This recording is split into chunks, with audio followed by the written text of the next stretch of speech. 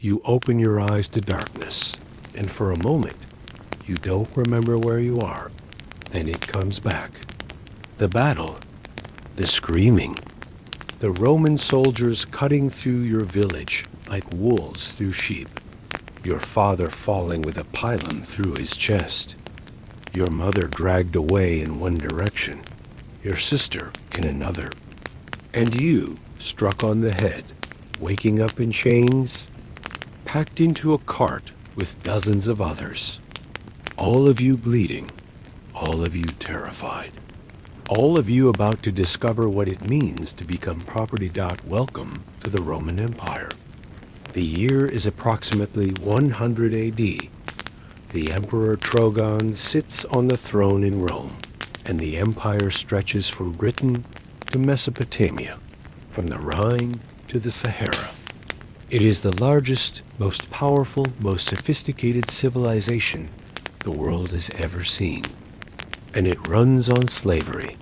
You are no longer a person. Under Roman law, you are now res, a thing, an object to be bought, sold, rented, used, abused, and discarded at the whim of whoever owns you. Your body does not belong to you. Your labor does not belong to you. Your children, if you have them, will not belong to you. You have no rights, no legal standing, no protection. You are worth less than a good horse, and considerably less than a skilled craftsman's tools. Before we go any further, I need you to do something for me. If you're new to this channel, hit that subscribe button and tap the bell icon so you never miss another journey into historical darkness. And if you're already subscribed, you know the drill. Leave a like on this video. Leave a comment telling me where you're listening from. It helps more than you know. And honestly, the YouTube algorithm is almost as merciless as a Roman slave master. Now, where were we? Ah, yes, you've just become property that the Romans didn't invent slavery. Every ancient civilization practiced it in some form. But the Romans perfected it, industrialized it, built their entire economy around it. At its height, perhaps 30 to 40% of the population of Italy consisted of slaves. That's not a small underclass. That's the foundation on which everything else rested. The grand temples, the magnificent roads, the aqueducts and amphitheaters that tourists admire today, all of it was built by slaves, maintained by slaves, made possible by the systematic exploitation of millions of human beings. Your name is gone. Whatever your parents called you, whatever name connected you to your homeland, your gods, your identity, forget it. Your new master will give you a new name, probably something generic like Cyrus or Felix or Fortunatus. The irony of names like Felix, meaning lucky, or Fortunatus, meaning fortunate, given to people whose lives have been utterly destroyed, apparently escaped the Romans entirely. Over the next few hours, we're going to explore what your life will be like as a Roman slave. The work, the punishments, the tiny hopes, and the crushing despair. The hierarchy among slaves, because even in bondage, there are gradations of suffering. The dreams of freedom that sustained some, and the acceptance that broke others.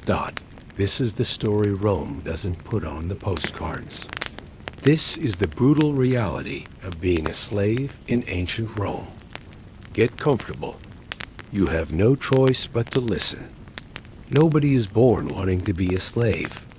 So how did millions of people end up in chains across the Roman Empire? The answer is, through many doors, all of them terrible. The most common source of slaves was war. Rome was a military empire, constantly expanding, constantly conquering. Every successful campaign produced thousands, sometimes tens of thousands, of captives. When Julius Caesar conquered Gaul, Ancient sources claim he enslaved over 1 million people. Even if that number is exaggerated, the scale is staggering. After major battles, the captives were sorted, chained together in long lines called coffles, and marched to the nearest slave markets. If you were captured in war, your fate depended largely on chance. Strong young men might be sold to work in agriculture or construction. Attractive young women faced sexual slavery. Children were separated from parents and sold individually. Skilled craftsmen, literate individuals, or those with specialized knowledge might fetch higher prices and face better conditions. But everyone, regardless of their previous status, was reduced to merchandise. Pirates were another major source of slaves. The Mediterranean was infested with them, and they didn't just steal cargo, they stole people. Coastal villages lived in terror of raids that could carry off entire populations. The island of Delos became the largest slave market in the ancient world, partly because pirates supplied it with fresh merchandise daily. At its peak, Delos reportedly processed 10,000 slaves per day. Debt slavery claimed many victims. In the Roman system, if you couldn't pay your debts, your creditor could claim you as property. This happened to free Romans as well as foreigners. A bad harvest, a failed business, an unexpected expense, any of these could plunge a free family into bondage. Some people even sold themselves into slavery voluntarily, preferring guaranteed food and shelter to starvation as a free person. Birth was perhaps the cruelest door into slavery. If your mother was a slave, you were a slave, regardless of who your father was. These homeborn slaves, called verni, were considered especially valuable because they knew no other life, spoke Latin from infancy, and were acculturated to Roman ways. They were also easier to control because they had no memories of freedom to haunt them. Parents sometimes sold their children into slavery. This was illegal for Roman citizens, but happened anyway, especially in times of famine or crisis. In the provinces, it was more common and less stigmatized. A family with too many mouths to feed might sell a child to ensure the others survived. The child had no say in the matter. Finally, there was kidnapping. Slave traders weren't always particular about where their merchandise came from. Children playing too far from home, travelers on isolated roads. Anyone vulnerable might simply disappear, snatched by traders who knew that once someone was sold, questions were rarely asked. One day free, the next day property. That's how fast it could happen. The ship that carried you has finally reached port. You've spent weeks in the hold, packed together with hundreds of others, given barely enough food and water to survive. Many didn't survive. Their bodies were thrown overboard without ceremony. Now you're being herded off the ship, blinking in the Mediterranean sunlight, stumbling on legs that have forgotten how to walk on solid ground. Welcome to the slave market. This is where your new life begins. The largest slave markets in the Roman world were at Delos, in the Greek islands, and at Rome itself. But every significant city had its market, its designated area where human beings were bought and sold like livestock. The process was standardized, efficient, and utterly dehumanizing. First, you are clean. Not out of kindness, but because clean merchandise sells better. You're scrubbed down, your hair is trimmed or shaved to remove lice. Any wounds are treated just enough to make them less obvious. If you're sick, you might be given drugs to temporarily mask your symptoms. The goal is to make you look as healthy and valuable as possible. Then you are displayed. In many markets, Slaves are exhibited on a raised platform called a catasta, visible from all sides. You stand naked, or nearly naked, because buyers want to inspect the merchandise thoroughly. They will examine your teeth, your muscles, your skin for signs of disease or scarring from previous punishments. They will check for brands that might indicate you're a runaway. If you're a woman, they will assess your childbearing potential. If you're a man, they will gauge your capacity for hard labor. Around your neck hangs a sign, a titulus, listing your key characteristics, your origin, your skills if any, your age, any defects the seller is legally required to disclose. Sellers who conceal defects could be sued later, so there was some incentive for honesty. But the wording was carefully crafted to present you in the best possible light. A slave prone to running away might be listed as spirited. One who fought back might be called strong. Will. The buyer's approach. They ask questions, though not of you. You're not expected to speak unless commanded. They ask the dealer about your background, your health, your temperament. They poke and prod your body, testing your reflexes, examining your teeth like they would a horse's. They make you walk, run, bend over, demonstrate whatever skills you claim to have. The haggling begins. Your price depends on many factors: your age, your health, your skills, your appearance, supply, and demand in that particular market. An unskilled laborer might sell for a few hundred sesterces. A skilled craftsman could fetch several thousand. A beautiful young woman destined for a wealthy household or a brothel might command tens of thousands. A Greek tutor or physician could be worth a fortune. Money changes hands. A document is drawn up recording the sale. And just like that, you belong to someone new. You follow your new master out of the market, into the streets of Rome, into whatever future awaits you. Behind you, the next slave steps onto the platform.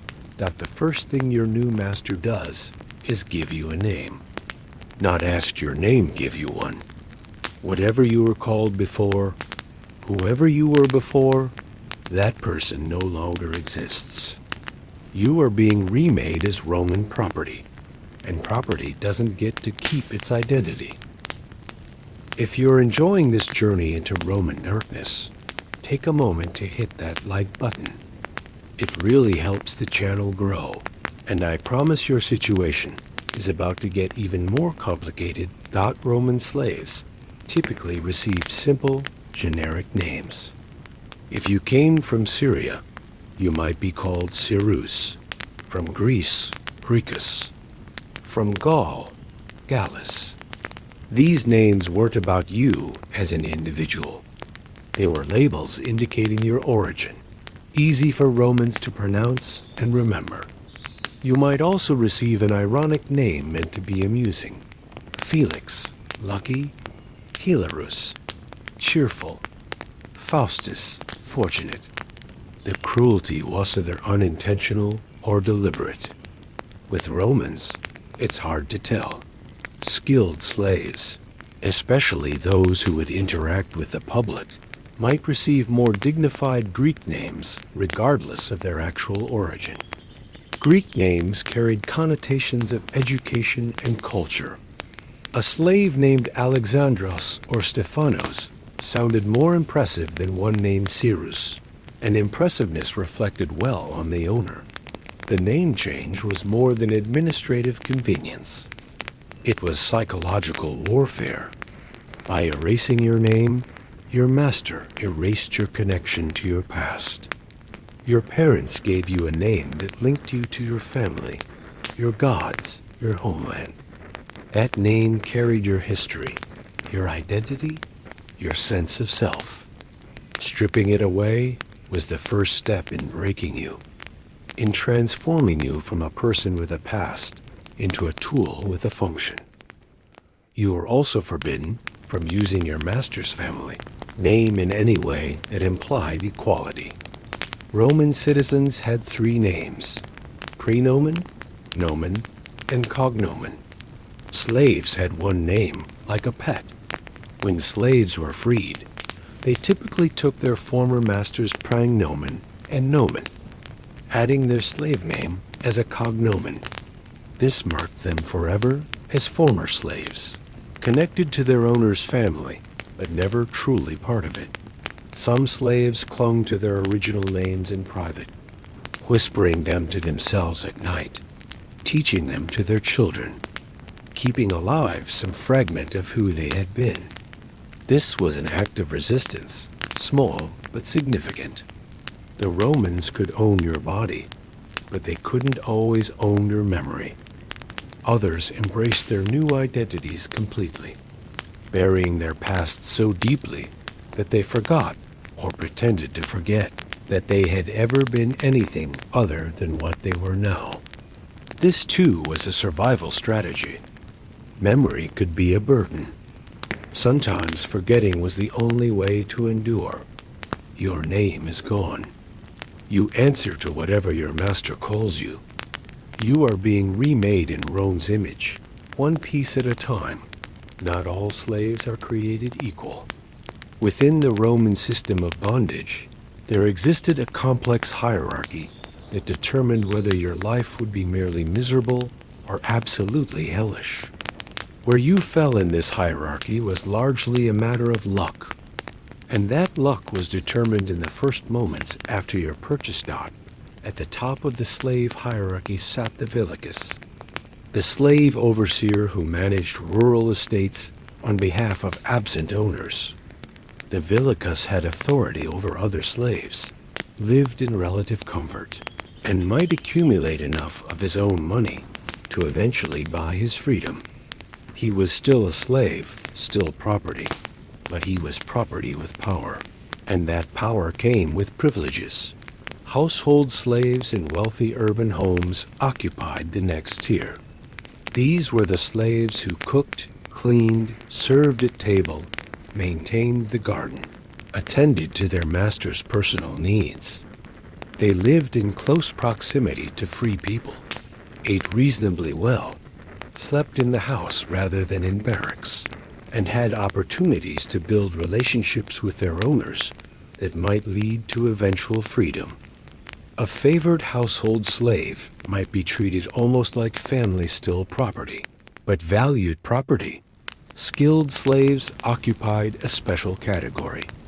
Greek tutors who educated the children of the elite, physicians who treated the sick, accountants who managed complex finances, architects who designed buildings. These slaves possessed knowledge that made them valuable. They might live quite comfortably, command respect from free Romans who lacked their abilities, and accumulate the money needed to purchase their freedom. Some skilled slaves became wealthy themselves, owning property and even other slaves. Below these relatively fortunate slaves came the urban laborers, those who worked in workshops, bakeries, fulleries, and other businesses. Their conditions varied enormously, depending on their owner's temperament and the nature of the work. A slave in a small family bakery might be treated reasonably well. A slave in a large commercial operation might be worked to exhaustion. Agricultural slaves occupied a lower tier still. They worked the vast estates that fed Rome, laboring in the fields from dawn to dusk, sleeping in barracks, supervised by overseers who had quotas to meet and no incentive for mercy. Agricultural slavery was grinding, monotonous, and often brutal. Escape was difficult because rural areas offered few places to hide. And at the absolute bottom, in conditions that barely qualify as life, were the miners. Slaves sent to the mines of Spain, Sardinia, or other mineral-rich regions faced what amounted to a death sentence. They would descend into darkness and never emerge, working until their bodies gave out replaced by fresh slaves in an endless cycle of exploitation. Your fate depends on where you land in this hierarchy. Pray for the household. Fear the mines. You've been purchased by a wealthy Roman family in the city. As slave fates go, this is considered fortunate. You will live in the house, eat decent food, sleep under a roof. You will not be worked to death in a mine or a field. You might even be treated with something approaching kindness. Don't mistake this for freedom. Don't mistake this for safety. A wealthy Roman household might contain dozens or even hundreds of slaves, each with a specific function. There are cooks and kitchen assistants, cleaners and launderers, gardeners and stable hands. There are slaves who do nothing but tend the lamps, slaves who carry the master's litter through the streets, slaves who stand behind him at dinner parties to refill his wine cup. There are slaves who care for the children, slaves who manage the household accounts, slaves who greet visitors at the door. Your role determines your daily experience. A personal attendant to the mistress of the house might spend her days in comfortable rooms, handling fine clothing and jewelry, privy to family secrets and gossip. A kitchen slave might spend 16 hours a day over hot fires, preparing elaborate meals for people who never acknowledge High's existence. A doorkeeper might stand at his post for hours without moving, ready to admit guests or turn away the unwanted. The workday begins before dawn. Slaves rise first, lighting fires, heating water, preparing everything for when the master and mistress awake. Throughout the day, you are expected to be available, attentive, and invisible, present when needed, unobtrusive when not. Your own needs, your own feelings, your own exhaustion, these are irrelevant. You exist to serve. A proximity to your owners is a double-edged sword.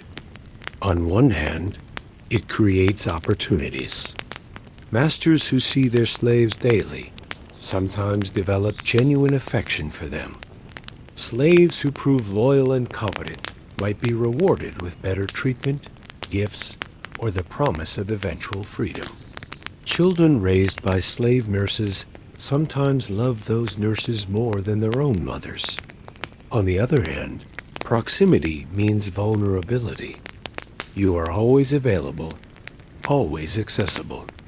A master's bad mood, a mistress's jealousy, a child's cruelty, you have no protection from any of it. Household slaves were frequently beaten for minor infractions or no infraction at all. Female slaves were sexually available to the master, his sons, his guests. You cannot refuse. You cannot complain. You can only endure. The lucky ones live comfortable lives in beautiful houses, eating well and sleeping warmly. They are still property. They can still be sold tomorrow, separated from everything they know. They can still be punished for any reason or no reason. They are lucky the way a pet is lucky, dependent on the continued goodwill of an owner who has no obligation to provide it. If you're settling in for the night, now's a good time to hit that subscribe button and leave a comment. Because we're about to descend into one of the darkest aspects of Roman slavery, and you might need the distraction. The Roman economy ran on agriculture, and Roman agriculture ran on slaves.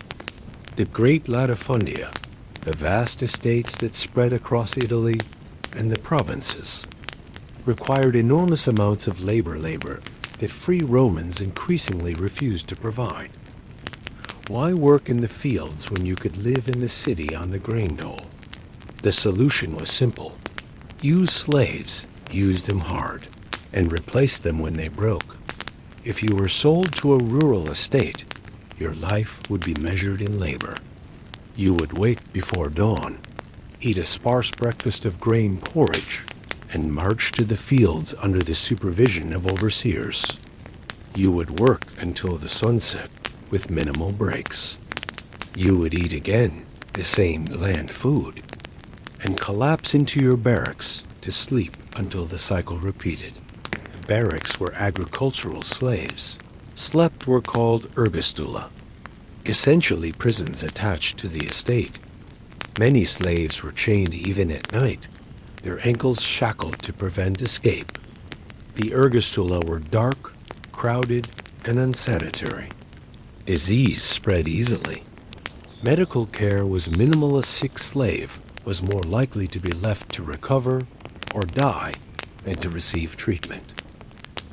The work itself was backbreaking. Plowing, planting, harvesting, threshing, all done by hand under the Mediterranean sun, day after day without rest. Slaves were organized into work gangs supervised by foremen, themselves slaves who were held responsible for meeting production quotas. If the gang fell short, the foreman would be punished. So he had every incentive to drive his workers mercilessly. The Roman agricultural writer, Cato the Elder, whose manual on farming survives, treated slaves as just another form of equipment. He recommended feeding them the minimum necessary to maintain their productivity, selling off old or sick slaves rather than wasting resources on them, and keeping them too tired and too closely watched to cause trouble. Slaves, in his view, should be working, eating, or sleeping nothing else. Other Roman writers disagreed, arguing that slaves worked better if treated humanely. But even these humane recommendations were about productivity, not morality. A slave who was beaten too severely might be unable to work.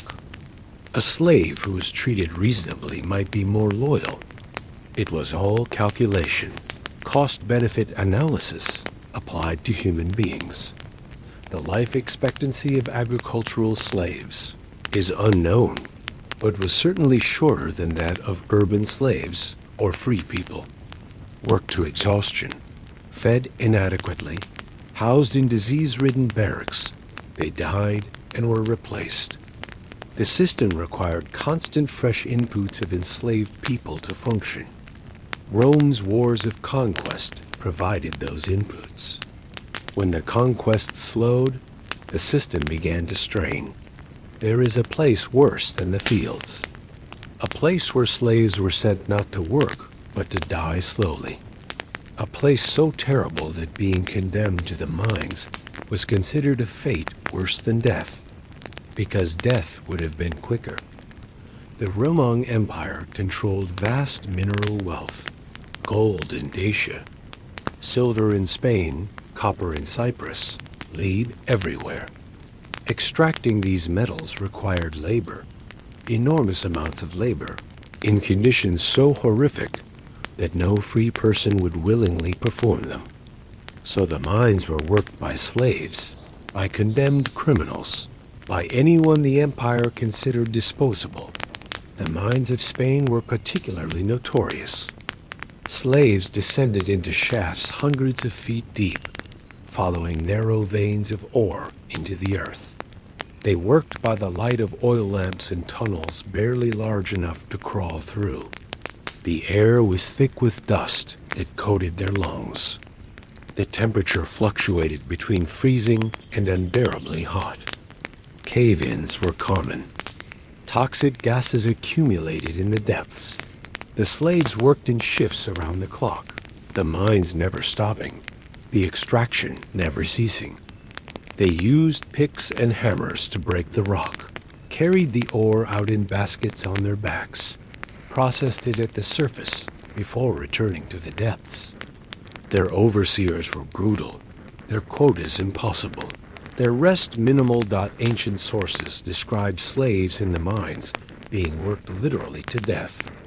There was no retirement from the mines, no transfer to lighter duties when your body began to fail. You worked until you couldn't work anymore, and then you died, and your body might not even be carried to the surface for burial. The mines consumed human beings like a furnace consumes fuel. Some mines deliberately blinded their slaves. The logic was grimly practical. A blind slave couldn't escape, couldn't fight effectively, and didn't need light to perform the simple repetitive tasks of breaking and carrying rock. The darkness that was a hardship for sighted slaves became permanent for these unfortunates. Being condemned to the mines was a punishment reserved for the worst, criminals and the most troublesome slaves. It was considered harsher than execution, a prolonged death sentence rather than a quick one. Slaves in households or fields lived with the constant threat. Cause trouble, try to escape, and you might end up in the mines. The silver denarii that Romans used for everyday transactions, the gold aurei that wealthy citizens hoarded, the lead pipes that carried water through the cities, all of it came from the mines. All of it was stained with the blood of slaves who never saw sunlight again. The Mediterranean was Rome's highway, the means by which grain, soldiers, goods, and information flowed across the empire. Warships and merchant vessels crisscrossed these waters constantly, and many of them were powered by human muscle. The life of a galley slave was one of the most grueling forms of bondage. Rome could inflict Roman war galleys were typically rowed by free men. Not slaves. Rome preferred soldiers at the oars, who could also fight if the ship was boarded. But merchant galleys, prison ships, and some naval vessels in later periods did use slave rowers. And for these men, the ship was a floating prison from which there was no escape. The rowing deck of a galley was a cramped, stinking hell. Slaves sat on benches, chained to their oars, arranged in rows that ran the length of the ship. There was no room to stand, barely room to move. You ate at your oar, slept at your oar, relieved yourself at your oar. The deck was slick with sweat, seawater, waste, and the blood of slaves who had been beaten for insufficient effort. The rhythm of the oars was set by a drum or a flute, and you rowed to that rhythm or faced the lash. When the ship needed speed-fleeing pirates, catching favorable winds, racing to deliver urgent cargo, you rowed until your muscles screamed and your hands blistered and bled. When the ship was at anchor, you sat in your chains and waited for the next voyage. The chain that bound you to your oar was both practical and symbolic. Practically, it prevented you from jumping overboard, from attacking the crew, from any form of resistance. Symbolically, it demonstrated that you were not human but machinery, a component of the ship as fixed and essential as the mast or the rudder. If the ship sank, the slaves went down with it. There was no unchaining slaves in an emergency. There wasn't time, and the crew's priority was saving themselves. Galley slaves drowned at their posts, still chained to oars that had become their coffins. The Mediterranean floor is littered with their bones. The life expectancy of a galley slave is impossible to determine, but was certainly short. The physical demands were extreme, the conditions unsanitary, medical care non-existent. Those who survived did so through sheer physical resilience and perhaps luck. Those who didn't were replaced by fresh slaves. The ships continuing their endless circuits across the sea dot. We need to discuss something that modern audiences find deeply disturbing, but that Romans barely acknowledged as a problem. The sexual exploitation of slaves was pervasive, systematic, and entirely legal. Your body belonged to your master, and that included all of your body. If you're a female slave in a Roman household, you are sexually available to your master. This is not a risk. This is an expectation. He can come to you whenever he wishes, and you cannot refuse. This isn't considered rape under Roman law, because rape is a crime against property, and you can't steal what already belongs to you. Your owner cannot rape you any more than he can steal his own furniture. But it wasn't just masters who had access to female slaves. Masters might lend their slaves to friends as a gesture of hospitality. They might rent them out to brothels for additional income. They might require them to service guests at dinner parties. A female slave's sexuality was a resource to be exploited. However, her owner saw fit. Male slaves faced their own forms of sexual exploitation. Young, attractive boys were particularly vulnerable, used by masters and sometimes hired out to others who found children appealing. These boys, sometimes called delicati or pueri, occupied a degraded category even by slave standards. They were kept youthful, their body hair removed, dressed in ways that emphasized their availability. The brothels of Rome were staffed largely by slaves. Prostitution was legal and regulated, a normal part of urban life. But the women and men who worked in the lupanaria, the wolf dens, had no choice in the matter. They were property, performing services for customers who paid the brothel owner, not them. The graffiti of Pompeii records the names of these enslaved prostitutes, their prices, and sometimes reviews of their services, written by customers who saw nothing wrong with the system. Children born from the sexual use of slaves occupied a complex legal position. If the mother was a slave, the child was a slave, regardless of the father's status. A master might father dozens of children on his slaves, and those children were his property, just like their mothers. Some masters freed these children, acknowledging them as heirs. Most did not. The psychological damage of systematic sexual exploitation is incalculable. Roman sources rarely discuss it, because Romans rarely thought about it. Slaves were things, and you could use things however you wanted. The silence in the historical record is itself a kind of testimony to how normalized this horror was. If you're still with me in this dark journey, take a moment to hit subscribe.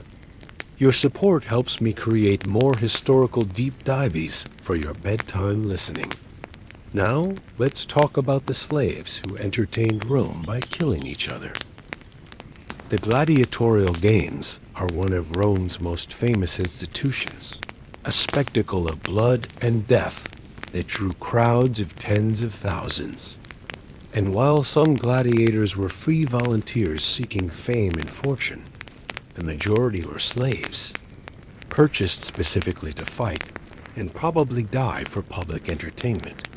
If you were bought by a lanista, a gladiator trainer, your life would be dramatically different from other slaves, but not necessarily better.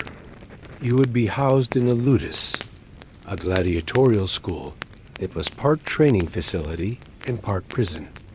You would be fed well, because gladiators needed to be strong.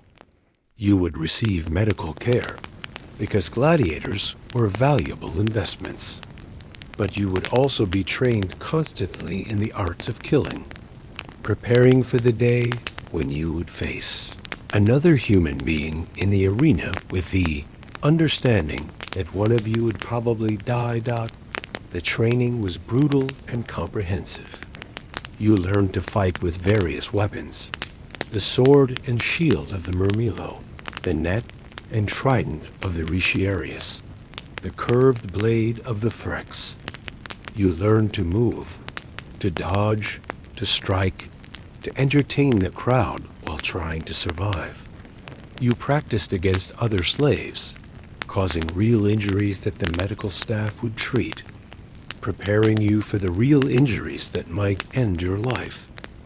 When the day of the games arrived, you would enter the arena before a roaring crowd, 50,000 people, screaming for blood, watching you face an opponent who wanted to live as badly as you did. The fight was not always to the death. Defeated gladiators could appeal for mercy, and a good showman might be spared to fight again.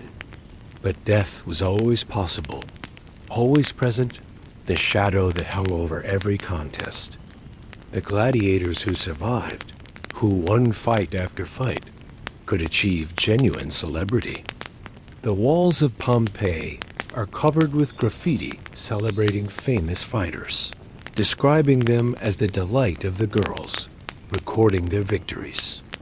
Some gladiators became so popular that they won their freedom, given the wooden sword called a rudis that symbolized release from bondage.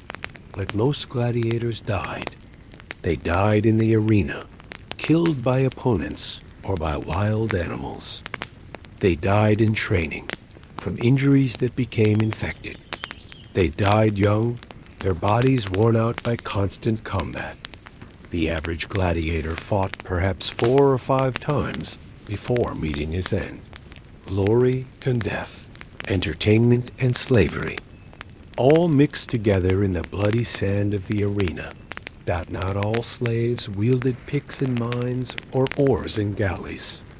Some wielded knowledge, and in Rome, knowledge could make you more valuable than a senator's villadat. The Roman conquest of Greece brought something unexpected, an influx of educated slaves who were more cultured than their conquerors.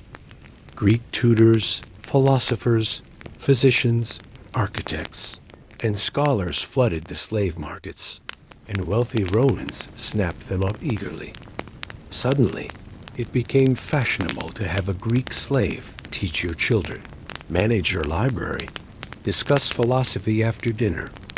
These skilled slaves occupied a paradoxical position. They were property, legally no different from the slaves who cleaned the latrines. But they possessed expertise that their owners lacked, performed work that was respected, and often lived in conditions that free poor Romans might envy. A Greek physician enslaved to a wealthy Roman household might be better fed, better housed, and more influential than a free Roman peasant struggling to survive. The prices for skilled slaves reflected their value. An ordinary laborer might sell for a few hundred sesterces. A skilled craftsman might fetch 2,000 or 3,000. But an educated Greek, fluent in literature and philosophy, capable of teaching the children of the elite, 10,000 sesterces, perhaps more. A physician with a proven track record might be nearly priceless. These slaves often developed complex relationships with their owners.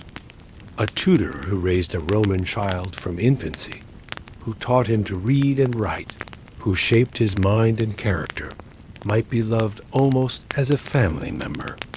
A physician who saved the master's life might be freed in gratitude.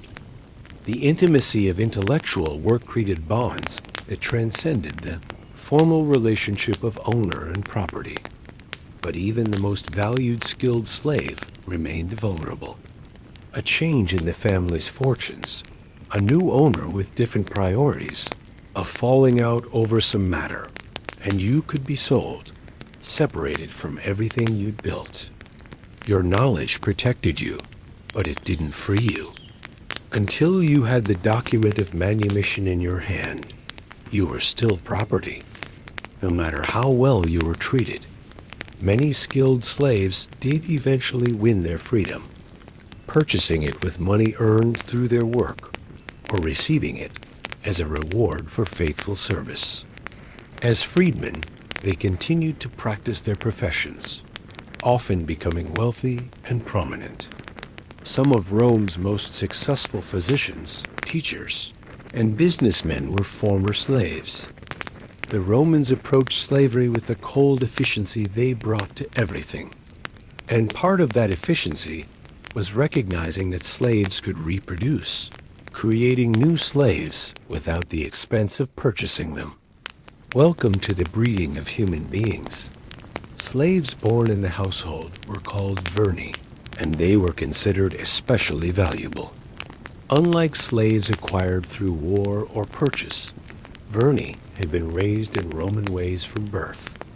They spoke Latin as their native language. They were accustomed to slavery, having known nothing else. They had no memories of freedom to make them restless, no foreign homeland to miss. They were, in the Roman view, better slaves. Owners actively encouraged the reproduction of their slaves. Some provided incentives, better food for pregnant women, lighter duties, even the promise of freedom after producing a certain number of children. Others simply allowed nature to take its course among the slaves in their household, knowing that children would result, and those children would be valuable property. More, calculating owners arranged specific pairings, selecting slaves with desirable characteristics to breed together. A strong male slave might be paired with a healthy male in hopes of producing strong offspring. This was animal husbandry applied to human beings, selective breeding for desired traits. The children born to slaves belonged to the owner of the mother. If a male slave fathered a child with a female slave belonging to a different owner, the child belonged to her owner, not his.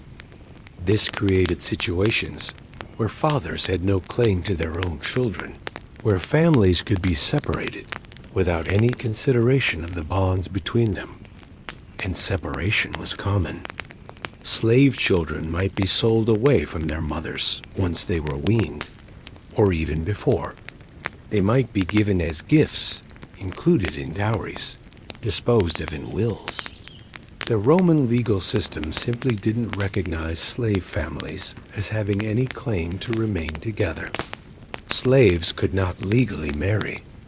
Their relationships were mere cohabitation, dissoluble at the owner's whim. The trauma of this system is difficult to imagine. Mothers watching their children sold to strangers, knowing they would never see them again. Children torn from everything they knew, shipped to distant parts of the empire. Fathers powerless to protect the people they loved. The verni were the lucky ones, the ones who stayed with their mothers, who grew up in one household, who had some continuity in their lives. But even they lived with the knowledge that at any moment, everything could change.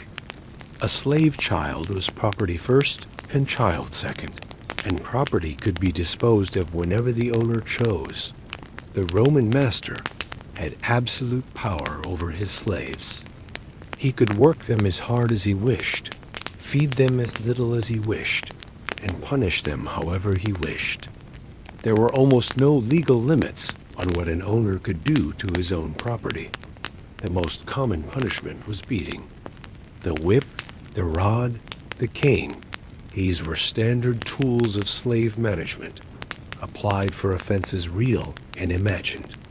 Spill the master's wine? Beaten. Prepare the bath water too cold? Beaten. Look at the master the wrong way? Beaten. Sometimes the beatings were measured, calculated to cause pain without permanent damage. Sometimes they were savage, driven by rage, leaving the slave crippled or dead. For more serious offenses, or for owners who wanted to make an example, there were worse punishments. Slaves could be branded, the hot iron searing marks into their flesh that identified them forever as troublesome. Common brands included fog for fugitives, runaway, burned into the forehead where everyone could see it. Some owners branded their name or a symbol on their slaves as a mark of ownership. Mutilation was another option. Slaves might lose ears, noses, fingers, or hands as punishment for various offenses. A slave who stole might lose the hand that stole. A slave who talked back might lose the tongue that spoke. These mutilations served as both punishment and warning, the damaged slave a walking advertisement of the consequences of disobedience. for the most serious offenses, there was crucifixion. This was the supreme punishment reserved for slaves and non-citizens, a death designed to be as slow, painful, and humiliating as possible. The victim was nailed or tied to a wooden cross and left to die of exposure, thirst, and eventually suffocation, as their body could no longer support the effort of breathing. It could take days. The Romans crucified rebellious slaves in large numbers. After the defeat of Spartacus, 6,000 captured slaves were crucified along the Appian Way, their bodies left to rot as a warning to others. The road from Capua to Rome was lined with crosses for miles. This was how Rome communicated with its slave population: submit or die horribly. Even death wasn't necessarily the worst fate. Some masters devised creative torments, forcing slaves to fight wild animals, throwing them into pits of eels, subjecting them to prolonged torture. The law occasionally intervened in cases of extreme cruelty, but the bar for extreme was very high. A master who murdered his slave might face some legal consequences. A master who merely tortured his slave faced none. If you're a slave in Rome, your body tells your story.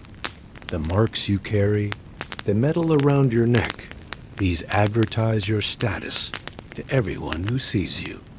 You cannot hide what you are. The slave collar was a common sight in Roman cities. Made of bronze or iron, it fastened around the neck and couldn't be removed without tools. Some collars were simple bands. Others were more elaborate, with metal tags hanging from them like a dog's identification.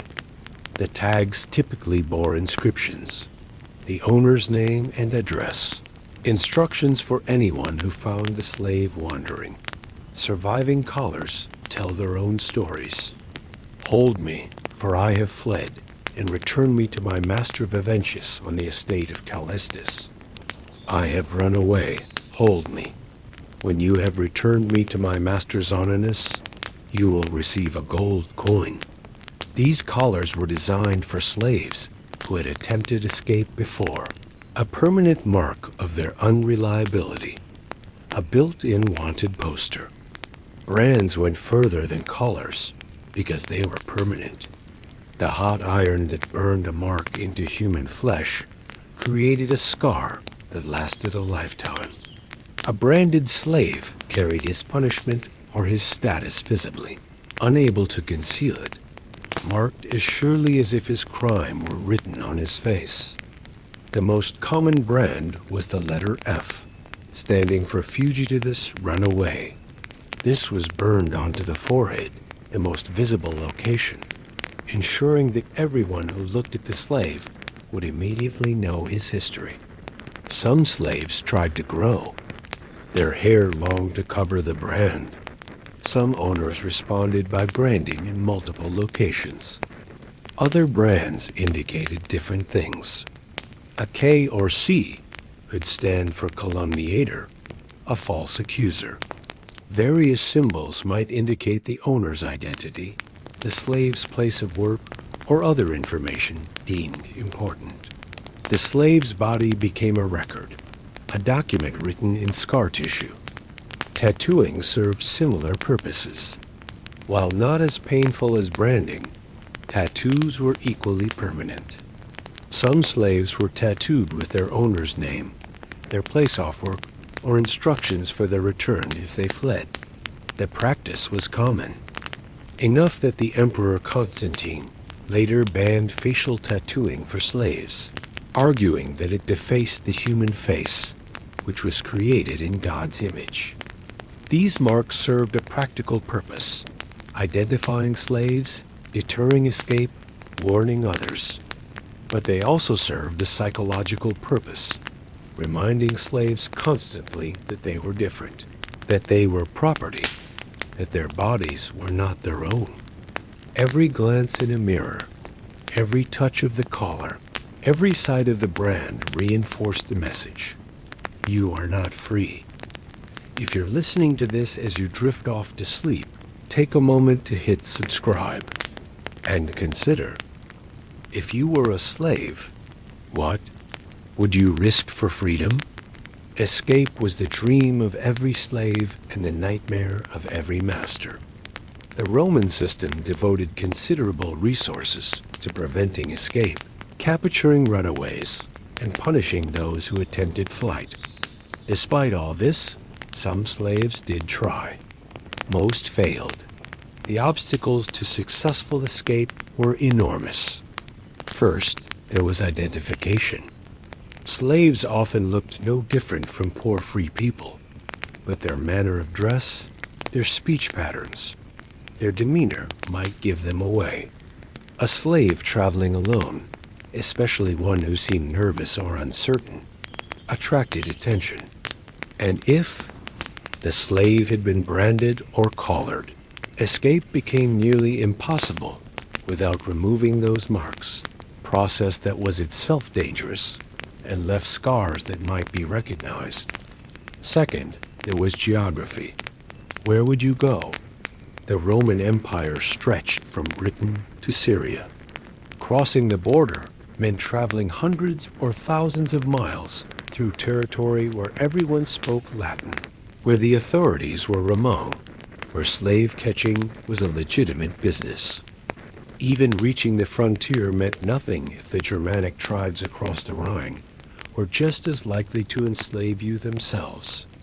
Third, there was the system of slave catching.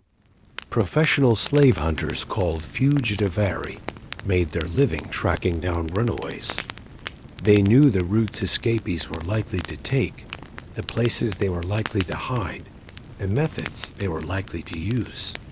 They had networks of informants. They were skilled, motivated, and legally empowered to capture anyone they suspected of being a runaway. Fourth, there was the punishment for helping. Roman law imposed severe penalties on anyone who aided an escaping slave. Harboring a fugitive meant massive fines or worse. This meant that the slave on the run could trust almost no one. The person who offered help might be sincere or might be planning to turn you in for the reward. Those who were caught faced terrible consequences. Crucifixion was common for repeat offenders. Lesser punishments included increased branding, more restrictive chains, being sold to worse conditions, perhaps the mines. A slave who tried to escape and failed had demonstrated that they were unreliable, and their value dropped accordingly.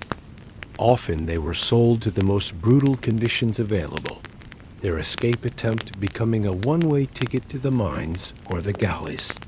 And yet, despite all this, some did escape. Some reached the frontiers and crossed to freedom. Some lost themselves in the vast populations of Rome's cities, passing as free people, building new lives. Some found refuge in temples, though this was temporary at best. Freedom was possible. It was just very, very unlikely docked in 73 BCE, about 170 years before your time. A gladiator named Spartacus did the unthinkable.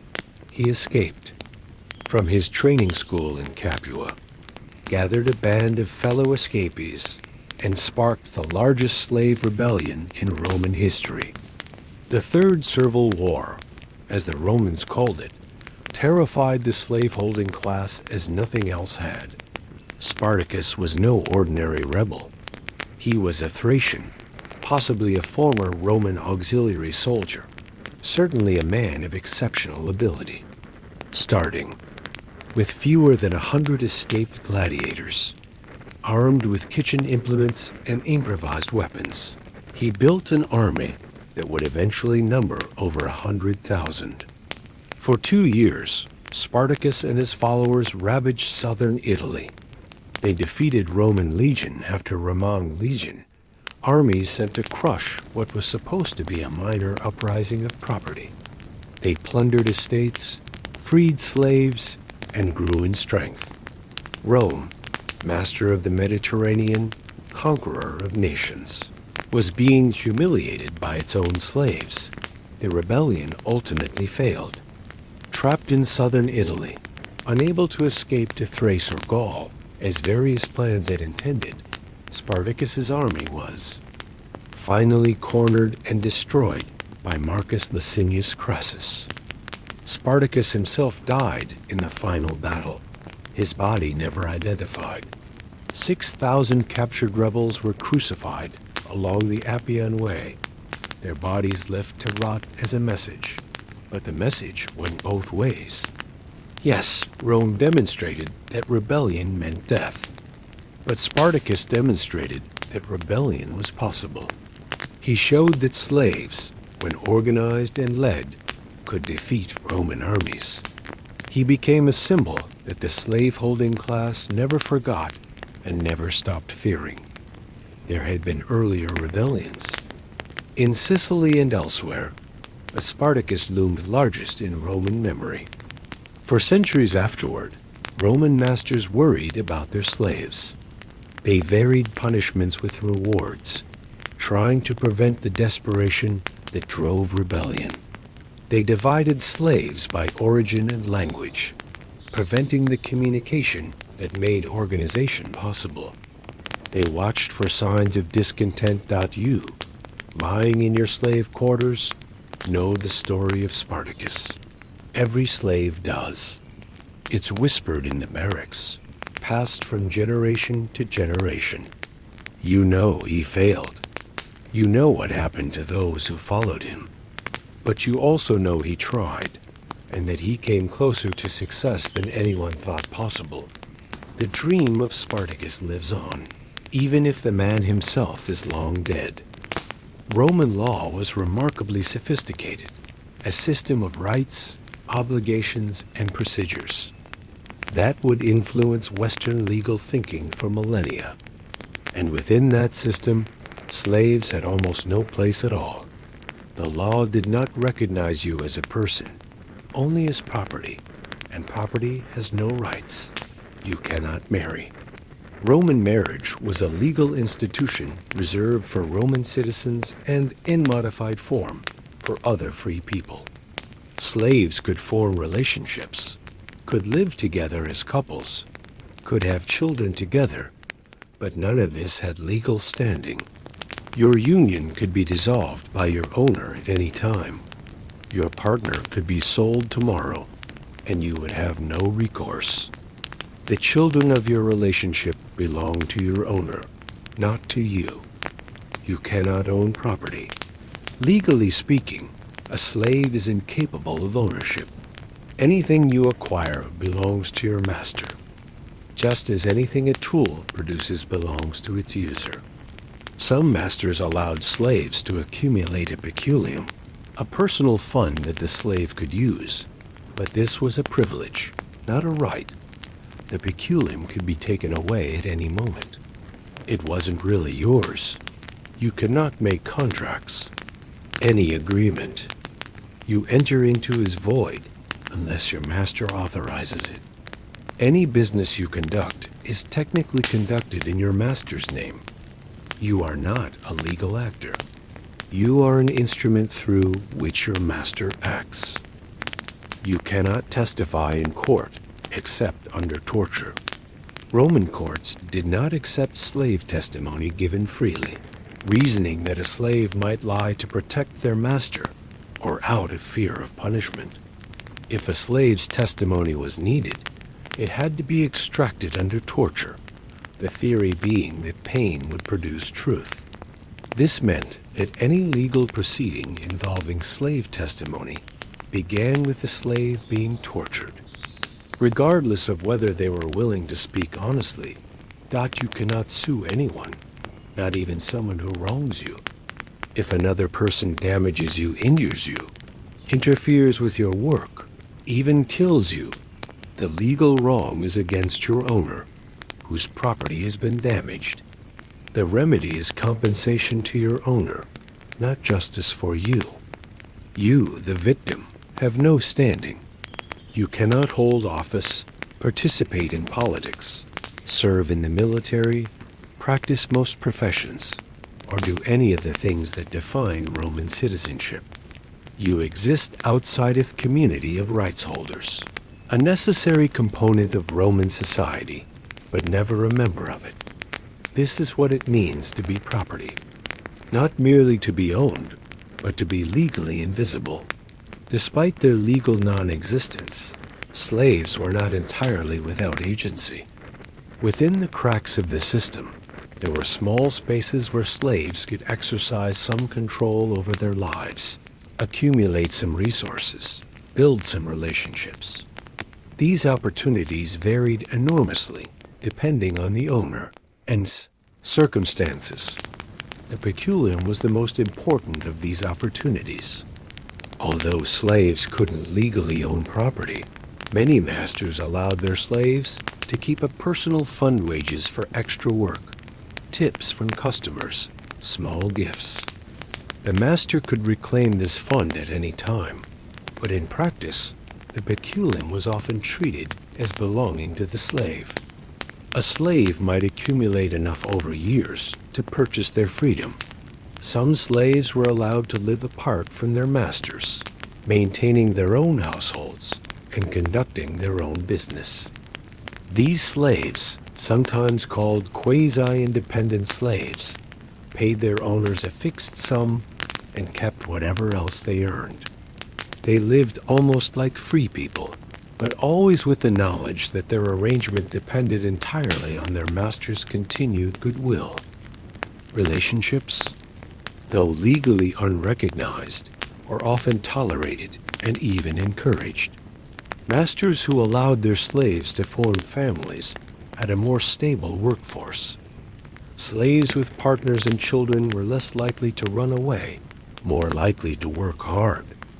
The contubernium, the quasi-marriage between slaves, had no legal status, but it was socially recognized. Slave couples lived together, raised children, and hoped their families would remain intact. Religion offered another realm of limited freedom. Slaves participated in Roman religious practices and could also maintain their own traditions. Many slaves from the eastern Mediterranean brought their religions with them, the worship of Isis, Mithras, and eventually Christianity. These religions welcomed slaves as spiritual equals, even as society denied them legal equality. The promise of divine justice, of a life after death, where slaves and masters would be judged equally, was powerfully attractive. Slaves could receive informal education, learn trades, develop skills that made them valuable. A slave who began as an unskilled laborer might become a craftsman, then a trusted assistant, then an almost partner in their master's business. This progression wasn't inevitable, but it was possible, and always there was the hope of manumission, of freedom. Some masters freed slaves out of gratitude, affection, or religious conviction. Some slaves purchased their freedom with their peculium. Some were freed in their master's will. The possibility of freedom, however remote, kept many slaves from despair. If you're a slave in Rome, you have one dream that sustains you through the labor, the punishments, the humiliations. One word that represents everything you've lost and everything you might someday regain. Freedom. Manumission. The formal freeing of a slave was surprisingly common in Roman society. Unlike some slave systems where freedom was nearly impossible, Rome created multiple paths from slavery to liberty. Some historians estimate that a significant percentage of urban slaves eventually gained their freedom, though the statistics are uncertain. There were several ways to be manumitted.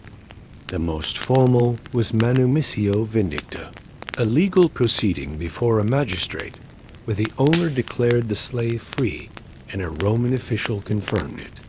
This created a full citizen with nearly all the rights of a freeborn Roman. though with certain limitations we'll discuss.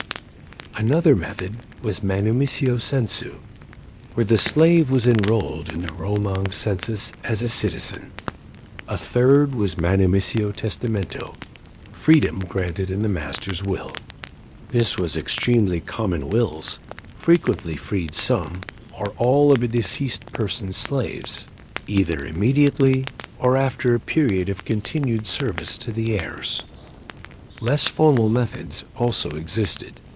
A master might declare a slave free in the presence of friends, or simply start treating them as free, or send them a letter of manumission. These informal freedoms were legally ambiguous, but they were often honored in practice. Why would masters free their slaves? Sometimes out of genuine affection. A master might free the slave who had raised his children, nursed him through illness, or served faithfully for decades. Sometimes as a reward for exceptional service or loyalty. Sometimes for economic reasons. A freed slave could be a business partner, and freedmen often remained obligated to their former masters in various ways. Sometimes slaves purchased their freedom. Over years of accumulating their peculium, through careful saving and occasional windfalls, a slave might amass enough money to buy themselves. The price varied, but it was often roughly what the master had paid originally, adjusted for the slave's age and condition. Buying your own freedom was paying your master for the labor that should have been yours all along. The moment of manumission was profoundly significant. In formal ceremonies, the master might turn the slave around, symbolizing the turning of a new page, the beginning of a new life. The former slave received a cap called the pileus, symbol of freedom. They took a new name, incorporating their former master's names into their own. They were, at last, legally a person. You've been freed. You stand in the forum, a free person for the first time in years, decades, perhaps your entire life. You can go where you wish, live where you wish, work at what you wish. You are no longer property, but you are not equal. You will never be equal. The stain of slavery follows you forever. Freedmen in Rome occupied a peculiar middle ground. They were free, but not freeborn. They were citizens, but second-class citizens. They could own property, make contracts, conduct business, and participate in most aspects of Roman life.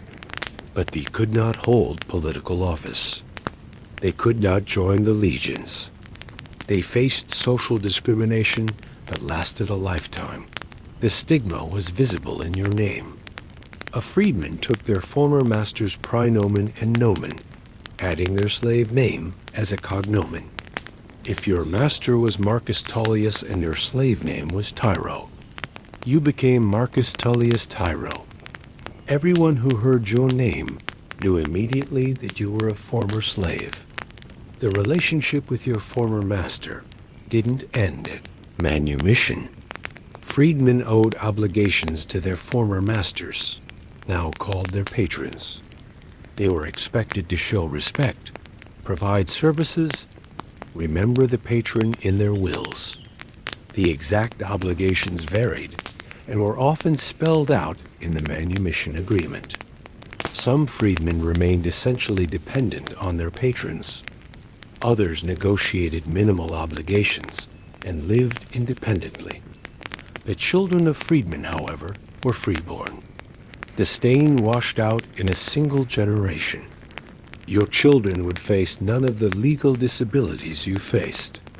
Your grandchildren would be indistinguishable from Romans, whose ancestors had been free for centuries. The system punished you for having been a slave, but did not punish your descendants for your misfortune. Some freedmen became spectacularly successful. With the business skills they developed in slavery, the connections they'd made, and the drive to prove themselves, freedmen entrepreneurs built commercial empires. They became wealthy enough to dine with senators, to display their riches ostentatiously, to achieve everything but the political power that remained forever close to them. The Roman satirist Petronius created Trimalchio, a fictional freedman whose vulgar displays of wealth and desperate social climbing made him a figure of fun.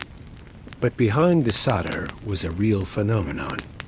Freedmen who accumulated fortunes that free-born Romans envied, who achieved material success while remaining socially marginal. Freedom was better than slavery. But freedom wasn't equality. Not for you. Not ever. If you're settling in for sleep, take a moment to subscribe and consider what happened when the master died. A master's death was a moment of profound uncertainty for his slaves. Everything depended on the will, on the intentions of the heirs, on circumstances that the slaves themselves had no control over. Many masters freed some or all of their slaves in their wills. This was considered an act of piety, of generosity, of properly disposing of one's affairs. A will might free a faithful personal attendant immediately, free household slaves after a period of continued service, and leave agricultural slaves to the heirs as working property. The dying master had one final chance to reward loyalty, to demonstrate virtue, to remember those who had served him. But wills could be contested. Heirs might challenge provisions they considered too generous to slaves. Economic circumstances might require selling slaves who had been promised freedom. The period between a master's death and the settlement of his estate was a time of tremendous anxiety for slaves who had hoped for liberation. Even worse was the lex fufia canina, a law that limited how many slaves could be freed by will. The law was designed to prevent masters from freeing so many slaves that their heirs received nothing. It imposed sliding scale limits based on the total number of slaves. Owners of 3 to 10 slaves could free up to half. Owners of more than 100 could free no more than a fifth, and in no case more than 100 total. If you were slave number 101 in a wealthy household, you weren't getting freed no matter what the master wanted. And then there was the senatus consultum silenianum, a law that made all slaves in a household liable for their master's murder. If a master was killed, and the killer not immediately identified, all the slaves in the household could be tortured for information and executed. The theory was that slaves should have protected their master and would have done so if they were loyal. Under this law, even innocent slaves died for crimes they had no part in. If a master was murdered by an outsider, by one of hundreds of slaves, by someone entirely unknown, every slave in the household was at risk. The law created an incentive for slaves to protect their masters, but it also created mass injustice when protection failed. Outliving your master could mean freedom. It could also mean death. As with everything in a slave's life, the outcome depended on circumstances entirely outside your control. What does it do to a human being to be treated as property? To have no legal existence, no rights, no control over your own body? The psychological dimension of Roman slavery is difficult to reconstruct, but impossible to ignore. Some slaves adapted to their condition in ways that might look like acceptance, but were really survival strategies. They learned to anticipate their master's wishes, to make themselves indispensable, to avoid punishments by being exactly what was expected. They might have genuinely felt affection for masters who treated them well, the way anyone might feel gratitude toward someone who holds power over them and chooses not to abuse it. Modern psychology would recognize elements of what we now call Stockholm Syndrome. the tendency of captives to develop positive feelings toward their captors. Roman slavery created exactly the conditions that produced such responses: total dependence, intermittent kindness mixed with power, isolation from alternative perspectives. A slave who loved their master wasn't necessarily deluded. They were adapting to an impossible situation in the only way they could. Other slaves never adapted. They nursed hatred silently, performed their duties while dreaming of revenge, waited for opportunities that might never come. The slave revolts that periodically erupted across the Roman world were expressions of rage that had been building for years, decades, generations. The violence of these rebellions, the indiscriminate killing, the torture of captured masters reflected the violence that had been done to the rebels. Many slaves must have experienced what we would now call depression, anxiety, and other mental health consequences. The constant stress of having no control over your life, the grief of separation from family, the trauma of punishments, the degradation of sexual exploitation, all of this took psychological tolls that the sources rarely discuss. The Roman sources that survive were written by masters, not slaves. When they discuss slave psychology, they typically express puzzlement or contempt. Why would slaves run away from owners who treated them well? Why couldn't they simply accept their natural place? The masters couldn't understand because they couldn't imagine experiencing what their slaves experienced. The slave's perspective is largely lost. Occasionally a voice emerges, an inscription, a letter preserved by accident, a writer who had been enslaved and later gained freedom. But mostly, we can only infer the psychological reality of slavery from its structural conditions. And those conditions were designed to break the human spirit. How did Romans sleep at night, knowing that their civilization rested on the systematic exploitation of millions of human beings? The answer is, they developed extensive justifications for slavery that allowed them to consider it natural, necessary, and even beneficial. The most influential justification came from Aristotle, whose writings the Romans revered. Aristotle argued that some people were slaves by nature, inherently suited to be ruled, lacking the capacity for full rational self-governance. Such people, he claimed, benefited from being enslaved because their masters provided the direction they couldn't provide themselves. Slavery wasn't exploitation.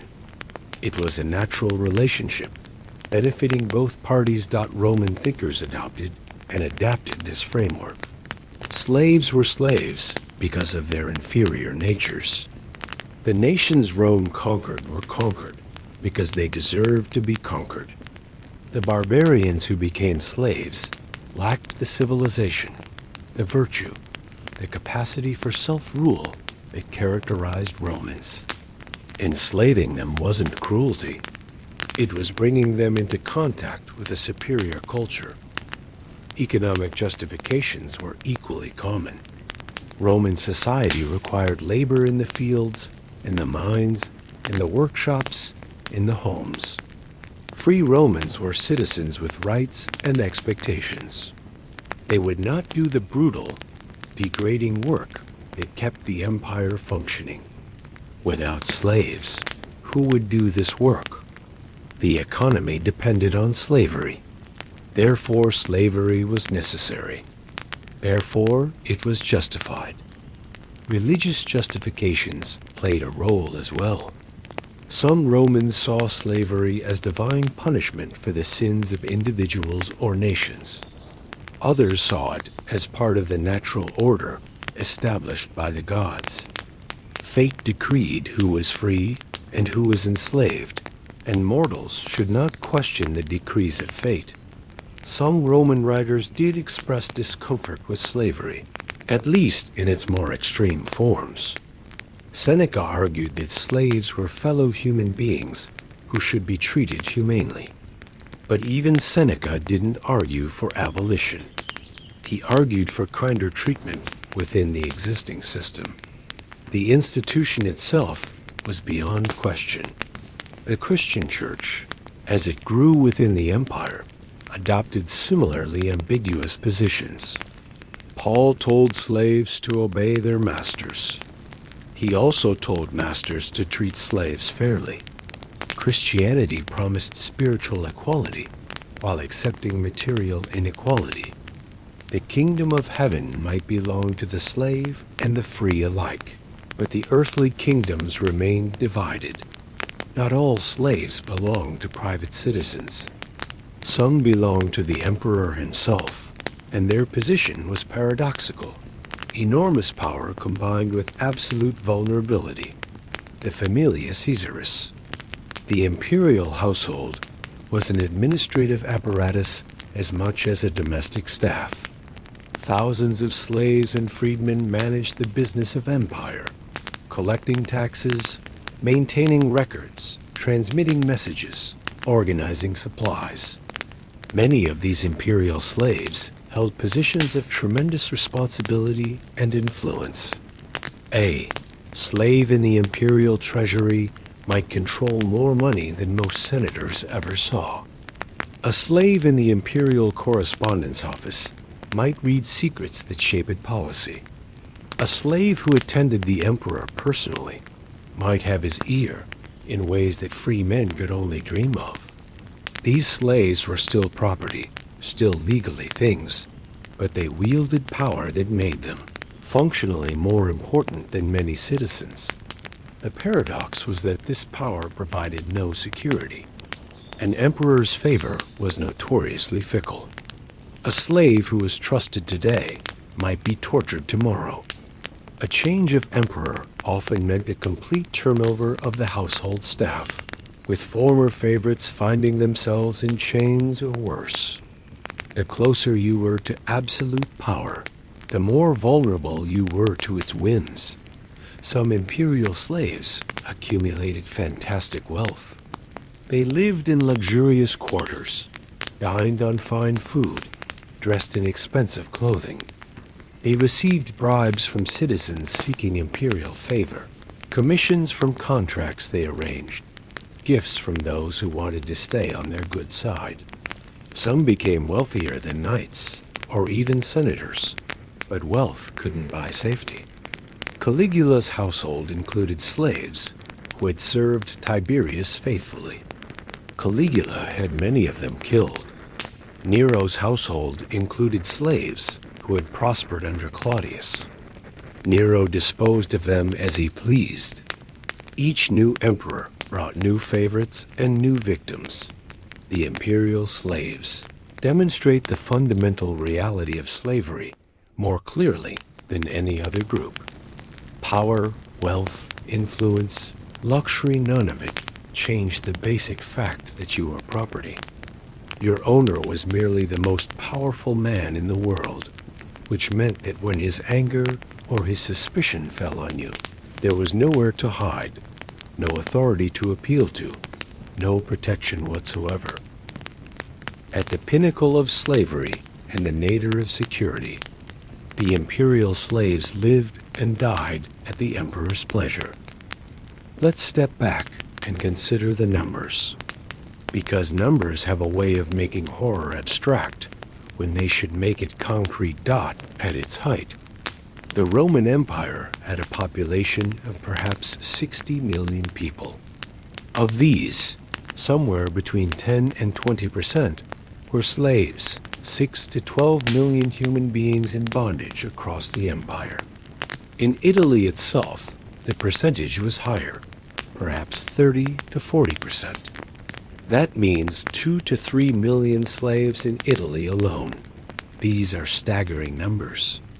2 to 3 million people who could not marry legally, own property, testify in court, or control their own bodies.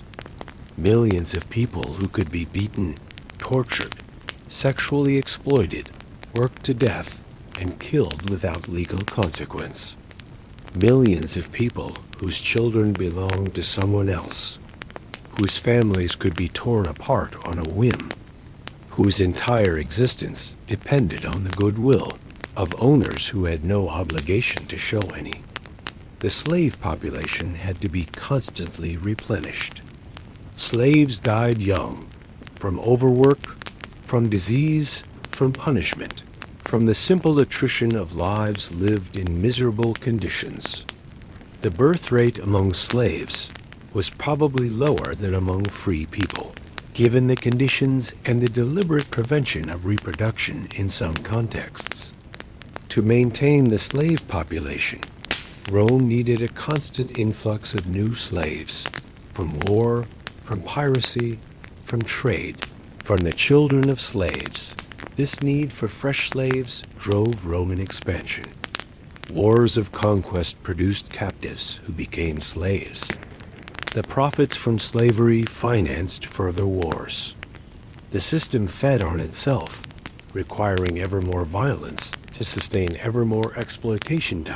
When you visit Rome today, when you admire the Colosseum, or the Pantheon, or the aqueducts, you're admiring monuments built by slaves. The stone was quarried by slaves. The materials were transported by slaves. The construction was performed by slaves. The entire physical infrastructure of Roman civilization was created by people who received nothing for their labor, but food enough to keep working in beatings.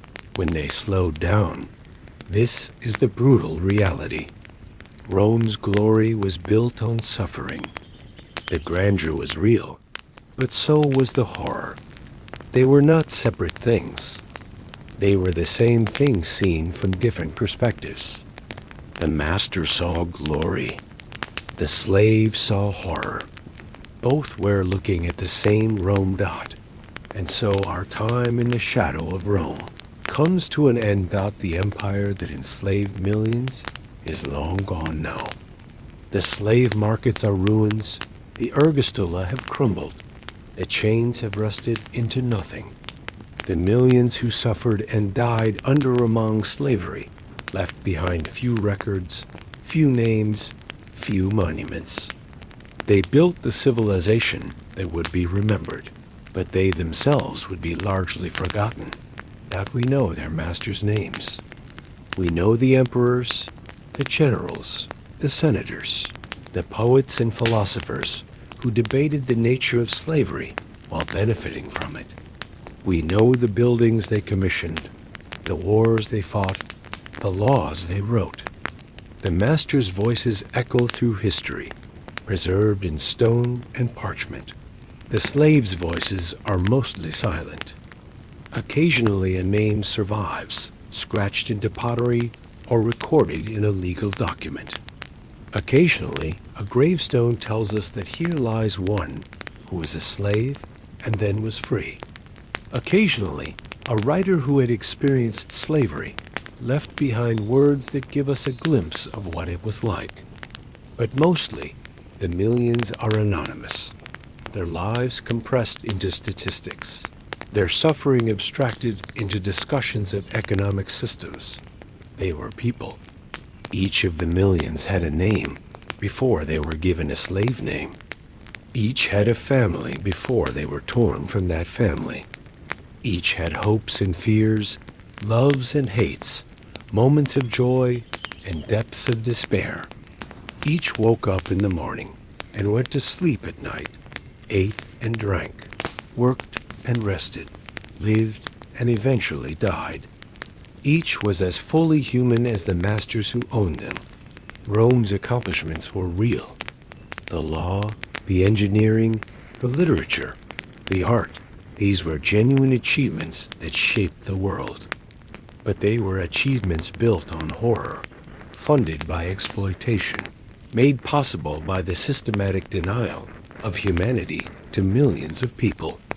To admire Rome without acknowledging this is to see only half the picture.